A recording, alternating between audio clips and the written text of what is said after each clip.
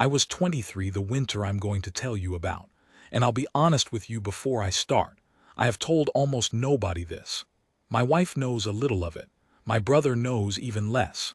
I kept it to myself for a long time because some things you carry for another person without ever being asked to. You just do. You hold the weight because if you put it down, somebody quieter than you gets hurt.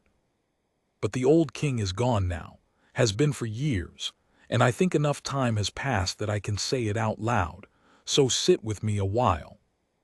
The palace was called Marston. It sat at the edge of the old capital in the kingdom of Calderwin, behind a long iron run of railings that the city tourists used to press their faces against in summer. You've seen places like it. Gray stone going black at the corners, tall windows that gave nothing back, a gravel forecourt that crunched so loud under boots you could hear a man coming before you ever saw him. In summer it was a different building entirely. Crowds, children on their father's shoulders, a woman from somewhere far off asking me every single day it felt like whether I was real, whether the boots were heavy, whether I was allowed to blink. I never answered. That was the whole point of me. I was scenery to them, same as the stone lions and the flagpole. A man dressed up to stand very still while the world walked past taking pictures. But this was not summer. This was the dead middle of January, and the crowds were long gone, and Marston in the deep cold was the loneliest place I have ever stood in my life. The fountains were drained and boarded. The flowers were cut back to black sticks. By 4 in the afternoon the light had already given up, and by midnight there was nothing out there but the wind coming off the river and finding every gap in your coat like it had a personal grudge.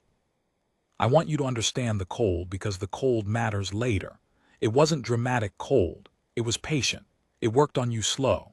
Your face went first, then your hands inside the gloves, then this deep ache that settled into the long bones of your legs and just lived there. You learned tricks. You shifted your weight an inch at a time so the sergeant wouldn't see. You curled your toes in your boots, 10 at a time, over and over, a little secret motion nobody could catch. You counted things. I used to count the windows on the east wing. 41, if you included the little servants' panes up under the roof. I counted them so many times I could see them with my eyes shut. I was not, you should know, anybody special. I want to be clear about that. I wasn't the tallest or the sharpest. My uniform fit me a little loose across the shoulders, and I'd folded a sock into each boot to make up the height for the line. I came from a town you've never heard of, 3 hours out, where my dad fixed farm machinery and my mum took in sewing, and the proudest day of their lives was the morning they watched me march on the forecourt with the band playing. My mum cried. My dad didn't, but he gripped my shoulder so hard afterward it ached, and that meant more. So no, I wasn't a hero.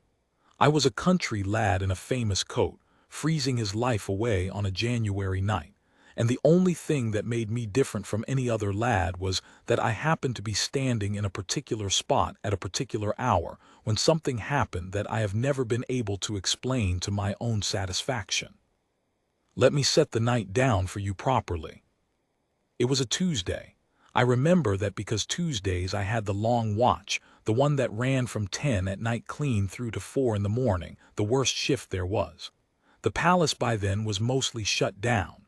Most of the staff had gone home to their families in the city or to the rooms in the back where the live-in people slept. The great state rooms were dark and locked. A skeleton crew, that's what they called us. A handful of guards on the doors. A couple of the king's own household men somewhere upstairs. A duty officer dozing in the gatehouse with the little electric heater glowing orange by his boots. Lucky devil. And the king. The king was in residence. We always knew when he was. There's a feeling a building has when the person it was built around is inside it, even if you can't see him, even if you never will. The windows of the private apartments on the second floor of the West Wing would show a light here and there, late, long after the rest of the place had gone black. And we'd glance up, all of us, and not say anything, but we'd know. He's awake. The old man's awake again. Because he was old by then, you see. Old, and though we didn't talk about it, very much alone. His wife had died, the Queen. I never met her, she'd gone before my time, but the older guards spoke of her with this softness that surprised me in hard men. She'd been kind to the staff, they said. Remembered names. Sent soup down to the gatehouse on cold nights with her own hands, which a queen has no business doing, and which is exactly why they never forgot it.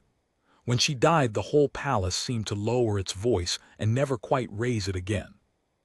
And the king had a brother once. Younger, Prince Edmund.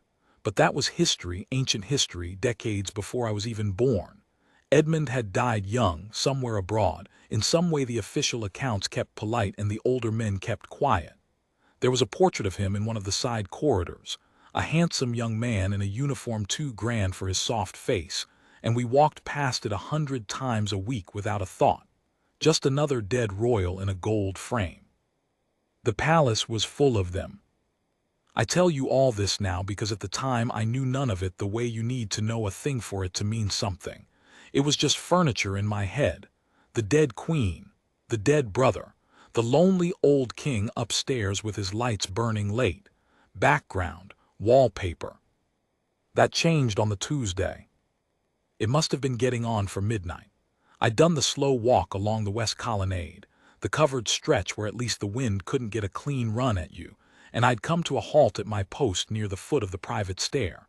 Not many of the public ever even knew that stair was there. It was a narrow stone thing, old, that wound up the inside of the west wing toward the king's own rooms, his bedroom, his dressing room, and the study. Always the study.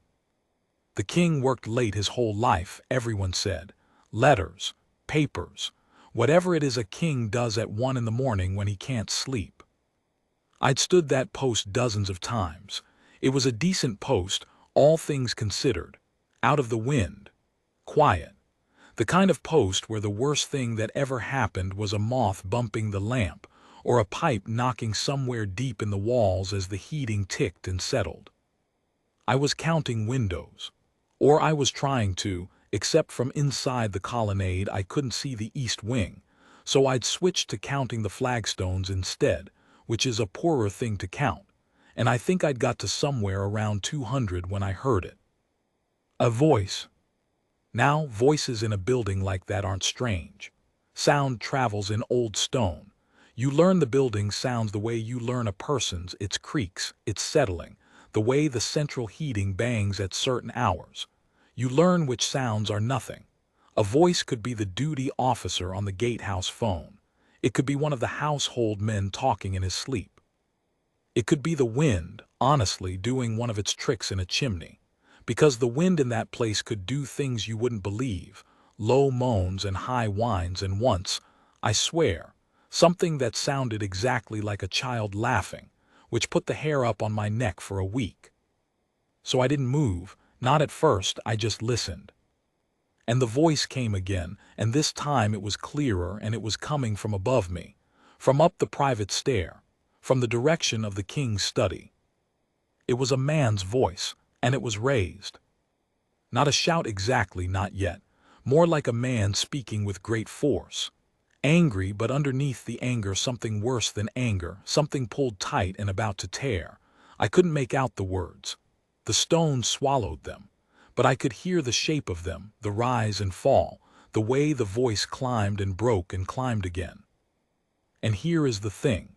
Here is the thing that turned my stomach over, that I can still feel in my chest if I let myself go back there. It wasn't the king.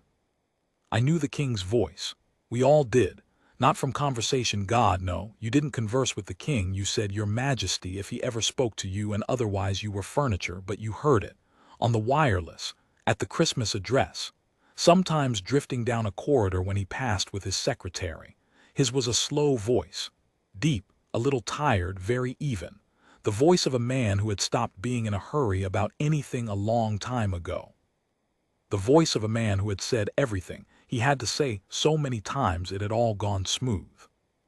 This voice was nothing like that. This voice was young. That's what got me. That's what I keep coming back to even now. The voice coming down that stair from the king's locked study at midnight was a young man's voice. Quick, hot, sharp at the edges. The voice of a man with everything still in front of him and a great deal to be furious about. and there was a strangeness to the sound of it that I couldn't name at the time, a kind of flatness, almost, a thinness, like the voice was coming from further away than it should have been even though it was getting louder. I stood there with my heart going hard against my ribs, and every rule I had been taught lined up in my head, telling me exactly what to do. You do not leave your post. That was Rule 1, and Rule 1 was carved into us until it was deeper than instinct. The ceremonial guard does not abandon his position. We had a famous story drilled into us, a guard from years before who stood his post through a thunderstorm so violent the lightning split a tree in the forecourt, and he didn't so much as flinch, and that man was a kind of saint to us. You held your post. The world could come apart and you held it. But there was another rule, wasn't there? Older than the ceremonial business, older than the uniform. The thing the uniform was for in the first place, underneath all the brass and the show. You protect him. And up that stair, behind a door he had every right to think was the one safe door in the whole world, an old, lonely, sleepless king was shut in a room with a voice that did not belong to him. A young man's voice. A furious young man's voice, and no living young man had any business being on that floor at that hour. I'm going to stop here for a second because I want to be honest about what I felt, and it wasn't bravery. People hear a story like this and they want the man in it to be brave from the first moment. I wasn't. What I felt first, before anything noble, was plain animal fear. The cold went straight out of me and something hotter took its place. My hands started shaking, and not from the wind. My mouth went dry as paper. There's a thing they don't tell you about fear, which is that it's loud. It roars in your ears. I could barely hear the voice anymore over the sound of my own blood. And right behind the fear came the doubt, which is fear's clever little brother. Maybe it's nothing, said the doubt. Maybe it's the wireless. Maybe the king's got the wireless on. Maybe one of the household men is up there and they're having words. Maybe you're tired and the building's playing its tricks, and if you go charging up that stair you'll make a fool of yourself. You'll embarrass the king. You'll lose this post you fought so hard for. Your mum crying on the forecourt all for nothing, and the sergeant will have you scrubbing pans till spring. That doubt nearly held me. I want you to know how close it came. I stood there at the bottom of that stair for what felt like an hour and was probably 10 seconds, frozen. A country lad in a famous coat, listening to a stranger's voice rise toward a king and doing nothing. Then the voice broke. I don't know how else to describe it. It had been climbing, that hot, young, furious voice, and then all at once it cracked clean in half, the way a voice does when it stops being angry and becomes something else, and what came through the crack was so raw and so wretched that it didn't sound like rage at all anymore. It sounded like grief. It sounded like a young man begging.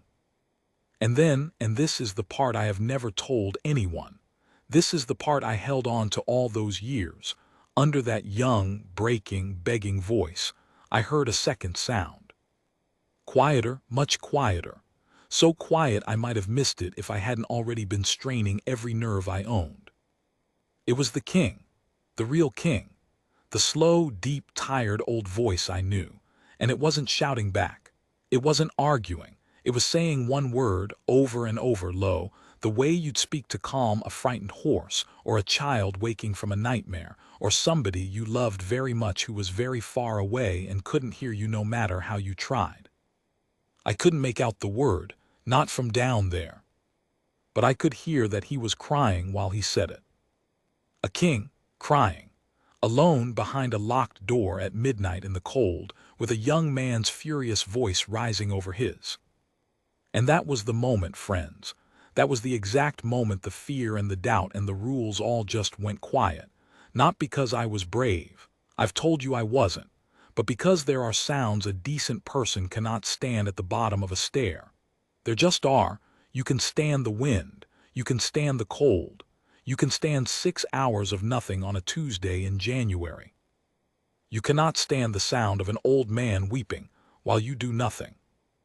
I took my hand off the cold stone of the wall. I remember that, the letting go of it, because the wall had felt like the last solid thing in the world, and once I let go I was committed. and I went up the stair. I'll tell you what I found at the top in a moment, but I need you to understand the size of what I was doing as I climbed those steps, because every single step was a thing I could be dismissed for, court-martialed for, sent home in disgrace for. I was abandoning a post. I was going, uninvited, toward the private rooms of the king himself.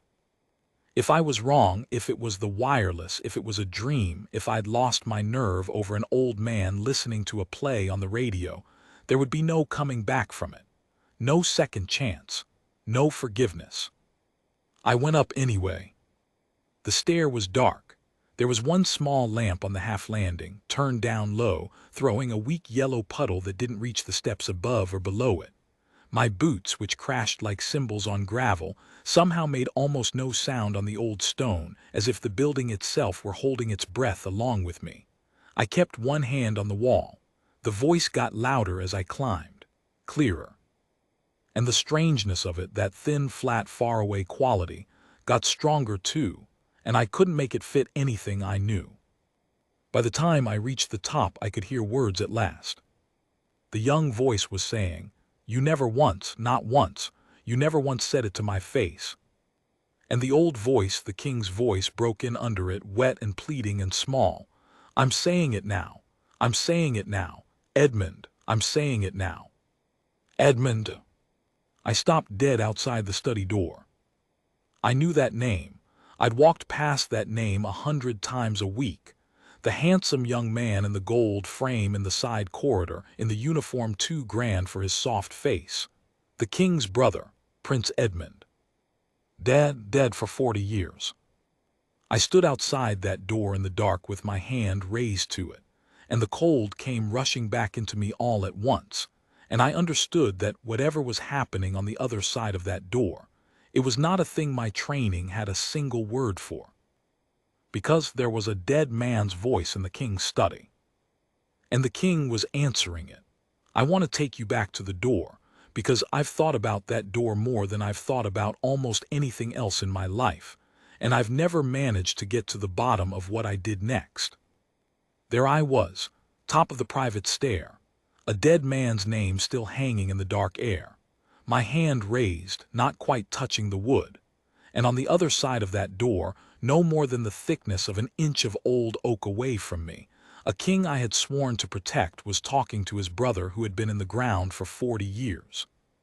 Let me tell you what goes through a young man's head in a moment like that. It isn't sense. Sense had left me down at the bottom of the stair.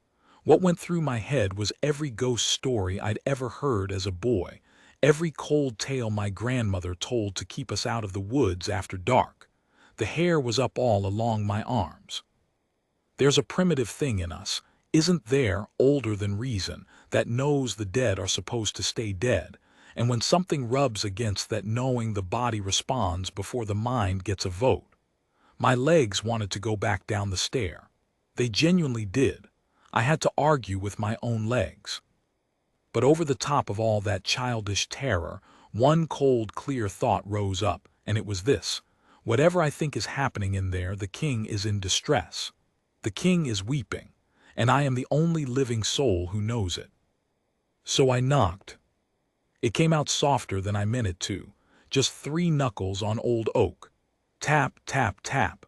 Ridiculous, really, the smallness of it against the size of the moment. Everything stopped. The young voice cut off mid-word, just gone, snuffed out clean, like a candle pinched between 2 fingers. And the silence that came down after it was the loudest silence I have ever stood in. I could hear the blood in my own ears. I could hear the wind, very far away now, working at the windows somewhere on the far side of the wing. I could hear my own breath going in and out too fast. And then I heard the king's voice, the real one, slow and deep and old, but pulled together now, gathered, the way a man pulls a coat tight when someone knocks and he doesn't want them to see he's been crying. "Who is that?" Not a question, really, a demand, but there was a tremble running through under it that the years and the dignity couldn't quite cover. I had to clear my throat twice before anything would come out. "Hart, your majesty," I said. "Guardsman Hart, from the west colonnade. I heard a disturbance. I came to be sure you were safe." Silence again. A long one. I imagined him in there, an old man in the dark, scrambling for some explanation, some way to send me back down the stair without either of us ever having to speak of it. And I'll tell you, in that silence I half hoped he would. I half hoped he'd say, "It's nothing, boy, go back to your post," and I could obey, and we could both pretend, and I could carry the strangeness back down into the cold and bury it and never look at it again. He didn't. Instead, I heard a sound I'll never forget. I heard the old king sigh, a long, broken, bottomless sigh, the sigh of a man who has been holding something for so long that the holding has become the whole shape of him, and who has just, in a single moment, decided to set it down. There was so much in that sigh. Relief and shame and exhaustion all braided together. And then he said very quietly, "You'd better come in, Hart." My hand was shaking so badly, it took me 2 tries to work the latch. The study was dark. That's the first thing. I'd half expected, I don't know what I'd expected. A struggle, an intruder, some young madman with his hands on the king. What I found was darkness, and the cold blue of moonlight coming through the tall window, and the small warm pool of one green-shaded reading lamp on the great desk. And behind the desk, in a chair that was far too large for him now, sat the king. He was an old, old man, smaller than he looked in the photographs, the way the powerful so often are when you finally see them up close and the office falls away and there's just the body underneath, the failing human body that the crown sits on top of. He wore a dressing gown over his night clothes. His hair was white and disordered, standing up at the back where he'd been pushing his hand through it. His face, I've never forgotten his face. It was wet. He hadn't wiped it. He looked at me with his wet old face in the lamplight, and he didn't try to hide a single thing. And there was a terrible nakedness in that. A king letting a country lad see him stripped right down to the grief. And I understood even then that I was looking at something almost no one alive had ever been allowed to see.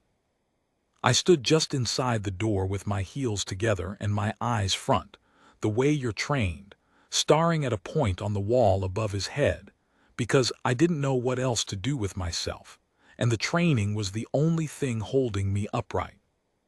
"You can look at me, boy," the king said. "It's a little late for the pretending." So I looked at him. And that's when I saw it, on the desk in the small green light beside his folded hands.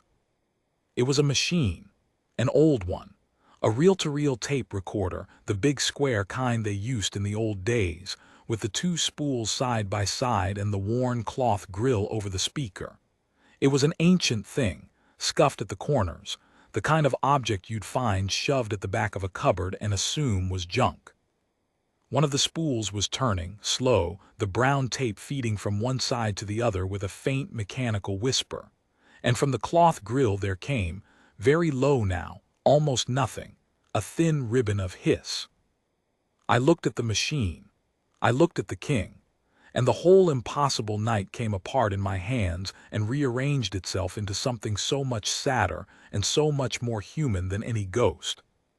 The voice hadn't been a ghost. It had been a recording. "My brother," the king said, watching my face find it out. "Edmund." He reached out one old spotted hand and laid 2 fingers very gently on the top of the machine, the way you'd touch the shoulder of someone sleeping.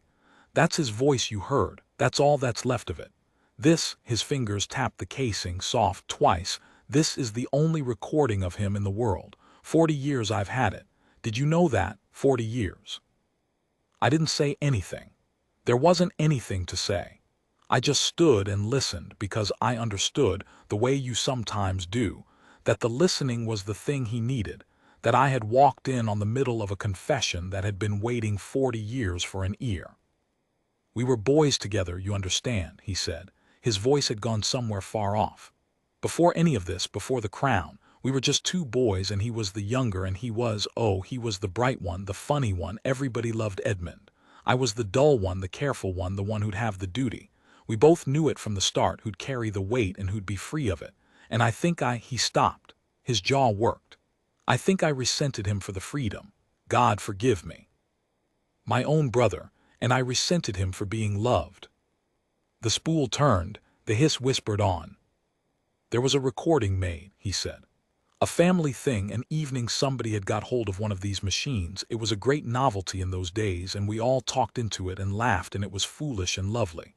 And on that same tape, his hand tightened on the casing. On that same tape, later that night after the others had gone up, Edmund and I had a quarrel. A bad one. The worst we ever had. And the machine was still running. Nobody knew. It caught the whole of it, every word. He looked up at me then, and his eyes were terrible, full and shining in the lamplight. He went away the next morning, the king said. Abroad, we didn't part well. I let him go without saying the thing I should have said. I was too proud, do you see? Too proud and too sure there'd be time. There's always time when you're young. You think the people you love will simply wait, somewhere out there, for you to get around to forgiving them. His voice cracked clean down the middle, just the way Edmund's had on the tape, and I understood with a jolt that he'd learned that break from listening, that he'd worn the same groove into himself over 40 years. There was no time. He died out there. 3 months later. I never saw him again.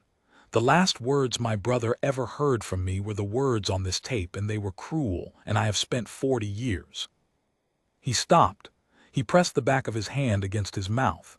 His shoulders, those old narrow shoulders under the dressing gown, were shaking. I have never in my life wanted so badly to do something and been so completely without any idea what the something was. You don't comfort a king. There's no drill for it. There's no order of service for crossing a study at midnight and putting your hand on the shoulder of the man you'd give your life to protect, while he weeps for a brother dead 40 years. So I did the only thing I knew how to do. I stood at attention, and I stayed. I play it sometimes, he said when he could speak again. When I can't sleep. When the house is too quiet and she's gone and they're all gone and there's no one left who remembers any of it but me. I play it loud, Hart. I play it loud because if I play it loud enough I can almost, he shut his eyes, I can almost believe he's in the room. That he's young again and angry again and alive again in the next chair where I could reach out, and his hand opened on the desk, palm up, empty. And I shout back, he whispered. I answer him. I say the things I should have said. I beg his pardon. 40 years too late to a man who can't hear me on a strip of old tape. An old fool shouting at a ghost in the dark. A dreadful laugh more like a sob. Now you know, boy. Now you know what your king does at midnight. Go on and tell them. Tell them I've gone soft in the head at last. And that was when something happened that I didn't decide. It just came up out of me before the rules could catch it. No, sir, I said. He looked at me, startled. I won't tell them anything, Your Majesty, I said. My voice was shaking, but I kept going because I'd started now and I had to finish. And begging your pardon, sir, it isn't soft. It isn't foolish. My granddad kept my grand's hairbrush, sir, 20 years after she passed. Still had her hairs in it. He'd never let my mum wash it. We used to laugh about it, the grandchildren, when we were little and stupid and didn't know anything. And then he died, and I was older by then, and I understood. It wasn't the brush. It was that the brush was the last place I had to stop. My own throat had closed. It was the last place she'd ever touched, that's all. It wasn't soft. It was love, sir. It was just love with nowhere left to go. The king looked at me for a long, long time. I thought I'd done it now.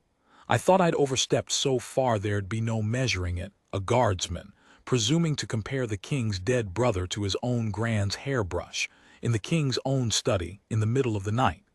I waited for the cold and the dismissal. I deserved it. I'd forgotten my place so completely I couldn't even see where my place had been. But the king didn't dismiss me. He smiled. It was the saddest, gentlest, most surprised smile I think I have ever seen on a human face. And he said very softly, Your grand's hairbrush. Yes, sir. Love with nowhere left to go. He turned the words over like he was holding them up to the lamp.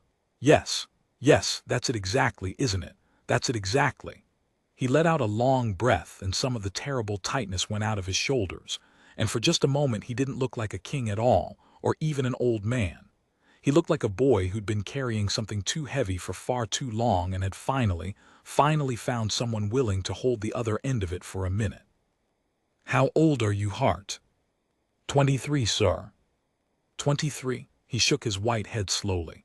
"I was 23 when Edmund and I had our quarrel. Did you know that? Exactly your age." He looked at the turning spool. "He'd have been kind to you, Edmund. He was kind to everyone. He'd have liked you, I think." And then, so quietly I almost missed it, "I'm glad it was you who came up the stair, boy, of all of them. I'm glad it was you." I won't pretend I knew what to say to that. I didn't say anything. I just stood there in the green lamplight with my heels together, and the old king sat behind his great desk, and between us on the worn brown tape his brother went around and around, silent now, all his fury spent, waiting for the next time the old man couldn't sleep. But the night wasn't over, because there was a sound then out in the corridor. Footsteps. Quick, hard footsteps coming along the passage toward the study, and a voice with them, an alarmed voice, calling out low and urgent. The king's eyes snapped up. The smile died. And just like that he was the king again, the whole weight of the office dropping back down over him like a portcullis, and I saw him reach out fast and snap a cloth, a handkerchief, a napkin, I never saw which, over the top of the old machine to hide it. "Hart," he said low and fast, "whoever that is, whatever they ask you." "They'll get nothing from me, sir," I said, "on my life." The door opened. And I want you to hold your breath here the way I held mine, because what came through that door next changed everything, and turned a private grief into the longest and most dangerous hour of my young life, and put me, a country lad in a famous coat, square in the middle of a choice that I have never once regretted, and never once stopped paying for. The man who came through the study door was Mr. Vane. I should tell you about Mr. Vane, because you need him to understand the hour that followed. He was the king's private secretary, the most powerful man in that palace who didn't wear a crown, and in some ways more powerful than the one who did, because the king was old and tired and Vane was sharp and tireless, and he ran the whole machine of the household the way a man runs a clock he understands better than its maker. He was tall and dry and exact. He wore a dark suit even at midnight. I'd seen him perhaps a dozen times, and he had never once looked at me, because a guardsman to a man like Vane was a fixture, a hat stand, a thing you walked past. He looked at me now.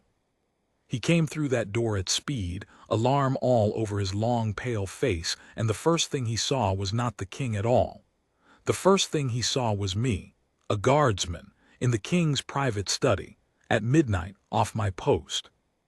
I watched the alarm on his face turn into something colder, and far more dangerous in the space of a single breath.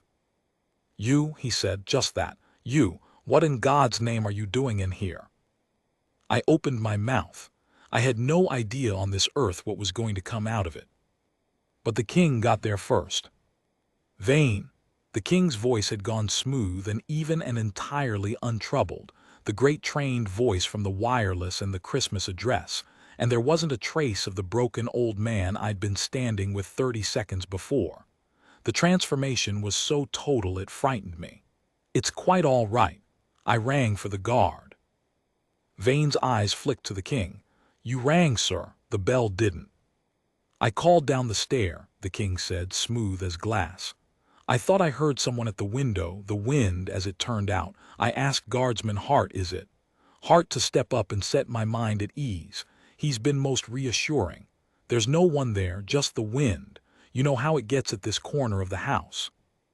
It was a good lie. It was a beautiful lie, honestly, told without a flicker, and I understood I was watching a man who had spent 60 years learning to put a calm face on top of things that were tearing him apart underneath. But Vane had spent his whole life inside this man's machine. He knew its sounds the way I knew the palace's, and he was not, I could see, even slightly convinced. His eyes went around the room, slow, careful, the dark window, the cold blue moonlight, the single green lamp. The king too composed, too quickly composed behind the great desk. And then, and my heart simply stopped in my chest, His eyes settled on the cloth-covered shape sitting beside the king's folded hands. The shape under the napkin, the reel-to-reel, the brother's voice. I saw Vane see it. I saw the question form behind his pale, exact eyes. What is that? What is he hiding? What has this boy walked in on? And I knew, the way you know a stone is going to fall once it's left your hand, that Vane was about to ask. And that if he asked, the king would either have to lie again, badly, with this clever man watching, or he would have to lift that napkin and let the most private wound of his entire life be seen by the one person in the household least likely to be gentle about it. Vane wasn't cruel, I don't think, but he was thorough, and thoroughness sometimes is its own kind of cruelty. Sir, Vane began, what is? And I did the thing. I still don't fully know why I did it the way I did. I've turned it over for 50 years, but what I did was I swayed. I let my knees go soft, the way they really do go after 6 hours standing in the cold, and I let myself pitch sideways, hard, into the corner of the great desk, and I caught the edge of a tray that sat there, a silver tray with the king's untouched glass of water on it, and I brought the whole thing down with the most enormous crash you ever heard, water and silver and glass exploding across the floor of that silent midnight study like a bomb going off. Forgive me, I gasped, and I went down on one knee in the wet and the broken glass, scrabbling at it.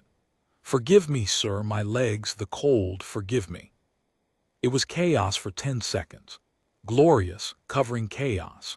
Vane swore, which I'd never heard him do, and snatched at the falling tray, and the king half rose, and in all of it, in all the noise and the mess and the broken glass, I saw the king's hand move, quick and quiet as a card sharp, and sweep the cloth-covered machine off the edge of the desk and down into the deep drawer beside his knee, and slide it shut. Gone, the brother was gone, hidden safe, before Vane ever turned back around.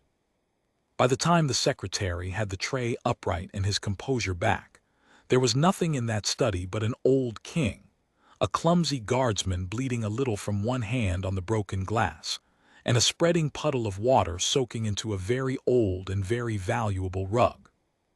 You clumsy fool, Vane snapped at me, but the danger had gone out of him. The puzzle had been knocked clean out of his head by the noise and the mess, the way I'd hoped it would. Look at the state of get up, man, you're bleeding on His Majesty's carpet. It's quite all right, Vane, the king said, and there was something underneath his calm now, something warm, something only I could hear. The boy's exhausted, 6 hours in this cold. It's a wonder any of them can stand at all. Take him down and have someone see to his hand and let him sit by the gatehouse fire a while before he goes back out. That's an order, mind, by the fire. I won't have one of my guard losing fingers to the frost over a glass of water. Sir, Vane said stiffly. And Vane, the king's voice stopped him at the door. It really was nothing, the wind, go back to bed. I'm an old man who can't sleep, that's all. There's no mystery here worth your losing rest over. Go on. Vane looked at the king a moment longer. Then he gave a short bow, and he gathered me up by the elbow none too gently, and he steered me out of that study and down the dark private stair. And the last thing I saw as the door swung shut was the old king standing alone behind his desk in the green lamplight, one hand resting on the closed drawer, watching me go. He didn't smile this time. It was too dangerous to smile. But he gave me, just before the door closed, the smallest nod you ever saw in your life. A nod that no one but me would ever have caught.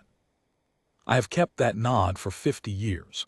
It is one of the things I will take out of this world with me. They patched my hand at the gatehouse. 3 small cuts, nothing. I've still got the white threads of the scars if you know where to look. And they sat me by the duty officer's little orange heater for a quarter of an hour while Vane stood over me radiating disapproval. And then I was sent back out into the cold to finish my watch, and that was that. Except it wasn't, of course, not for me. I finished the night. I finished the winter. I went on standing my post through that January and into the spring and through the summer when the crowds came back and the woman from somewhere far off asked me again, every single day, whether I was real. And I was scenery to them, same as ever. the still man in the famous coat, and not one of them, not one single soul who ever pressed a face to those railings and took a photograph of me, ever had the faintest idea that the still man had once gone up a dark stair at midnight and stood in the king's grief and lied for him and bled for him and carried his secret down into the cold. That's the thing nobody tells you about the job. The realest things you ever do, you do where no one will ever see. I never spoke of it, not to the other lads who'd have made it a joke or, worse, a thing to be sold. Not to my sergeant. Not for many years to anyone. The king had trusted me, had chosen me, of all of them, glad it was me who came up the stair, and the only thing of value I had to give him in return was my silence, and I gave it whole and I gave it gladly. But here's the part I most want you to have. Because a story like this needs a small thing at the end, a human thing, or it doesn't sit right. About a week after that night, my sergeant called me in. Stiff as a board, he was, like he'd swallowed a flagpole. He didn't look at me. He just handed me a small flat parcel wrapped in brown paper and told me it had come down from the household, and he didn't know what it was, and he didn't want to know, and I was to take it and say nothing. I opened it that night, alone, in my narrow room in the back of the palace. It was a photograph, an old one, properly old, the edges gone soft and cream-colored with age. 2 boys, one perhaps 14, careful-faced, a little dull, already with the watchful eyes of a man who knew he'd have the duty, and one perhaps 11, all light and mischief, caught mid-laugh, blurred a little because he couldn't hold still even for a photograph, the bright one, the funny one, the one everybody loved. 2 brothers, a long, long time ago, before any of it. There was no note, there didn't need to be, but on the back in an old man's careful hand in ink were just 4 words. Love with nowhere left to go. I have that photograph still. It's framed on my wall between the picture of my own wedding and the picture of my grandchildren, and when people ask me who the 2 boys are, I tell them they're old friends, which is true in its way, and I leave it there. The king died 3 years later. I was on the forecourt the day they brought him out, in the long, slow procession with the muffled drums, and I stood my post in the cold the way that other famous guards stood his through the thunderstorm, and I did not so much as flinch, and not one person in that enormous silent crowd knew that the still young man in the famous coat was weeping behind his eyes for a private old friend, for 2 boys in a photograph, for a brother on a strip of brown tape who had finally, after 40 years, been allowed to rest. I hope that somewhere in those last 3 years the old man slept a little better. I like to believe that having told it, even to a country lad who could do nothing about any of it, lightened the load some. That's the thing about a secret, isn't it? It isn't the secret that crushes you. It's carrying it alone. The moment somebody else takes hold of the other end, even a stranger, even a boy you'll never speak to again, it stops being a stone and starts being just a sad and ordinary human thing that you can set down at last.